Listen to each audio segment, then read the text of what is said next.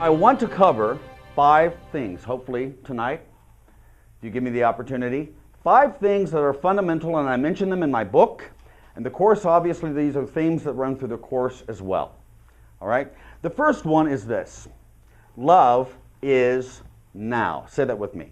Love is now. The ego teaches that love is not now. That love is in the future when I meet my perfect mate, or when my spouse starts acting properly, or quits drinking, or starts cleaning up after themselves. Right? This is what we believe. They believe that the ego teaches that fear is now, not love.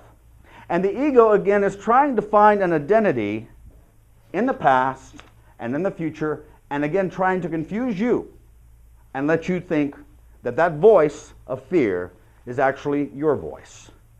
And we're going to learn tonight that it's actually not your voice at all. Not your voice at all. So this is what the ego does with us each and every day.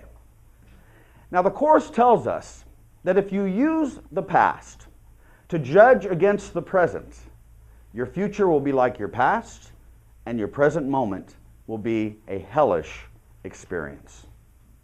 Let me repeat that. If you use the past to judge against the present, your future will be like your past, and your present moment will always be a hellish experience. Now, the Course again reminds us, and we are reminded each and every week we gather, that the only place in which love can flow through your life is through what? The aperture and the window of the present moment. And you say, Kevin, there's a lot to be said about planning for the future, about learning from the past. And you know what? I'm reminded of a quote by C.S. Lewis in Shadowlands. Has anybody ever seen that movie? Great movie, isn't it? I love that movie. And I love C.S. Lewis. But he once said in this movie to his dying wife, Joy, you know, I don't want to be somewhere else anymore. I don't want anything new to happen to me. I'm not looking around the next corner or over the next hill. I'm here now, and that's enough. You say, Kevin, being here now isn't enough for me. Well, I would submit to you that you may not truly know how to truly be in the present moment. Okay, and this is what I want to drive home to everybody. That right now, you're not seeing me in the present moment. You're seeing me where? In the past. Now, I don't want to go through the physics of this in its entirety, but what, 8.5 minutes for the sun to reach us, right?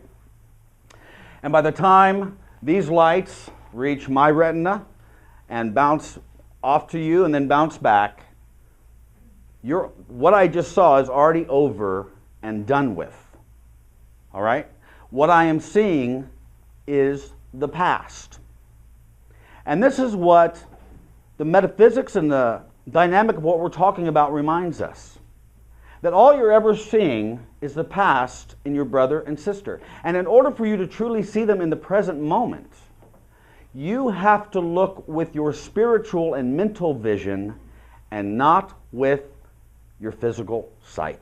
It's like you're saying you have to look beyond appearances. You have to look beyond the appearances of what you believe to be the present moment to the truth that rests within your brother and sister. Okay? And someone once said that that which is invisible is actually more real than that which is visible. And we are reminded of this as well. That presence of unchanging, unchanged, and unchangeable nature of love that lives within your brother and sister is more real than the temporal, shifting, changing tides of time and space that we experience and move within and react to within this world. Do you understand this? Say yes. Yes. You understand it. Okay. So the first one, again, that we want to be reminded of is that love, according to the ego, is not now, but according to the voice of love, it's the only place that you're going to discover who you and who your brothers and sisters are within this world. There is no love but that love. There is no love but God's love. Say that with me.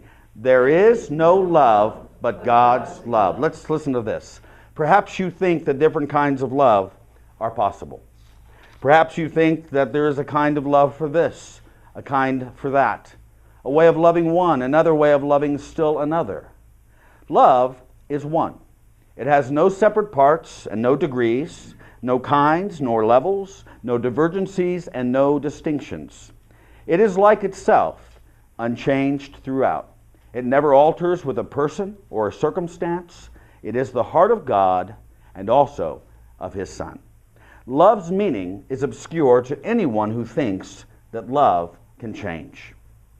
He does not see that changing love must be impossible, and thus he thinks that he can love at times and hate at other times.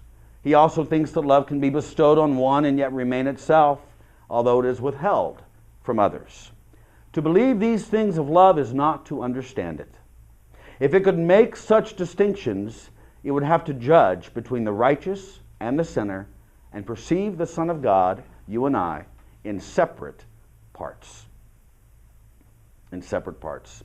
As I said earlier this evening, the mind in its natural state is abstract. And it's abstract because it has learned to suspend judgment. What is judgment? Judgment is the belief that what God created as unchanging, unchanged, and unchangeable can and has been changed. Why do we believe that? Because we tether ourselves to this voice, this raucous and shrieking voice of fear that tells us that we are something that we are not, and that our brothers and sisters are something that they are not.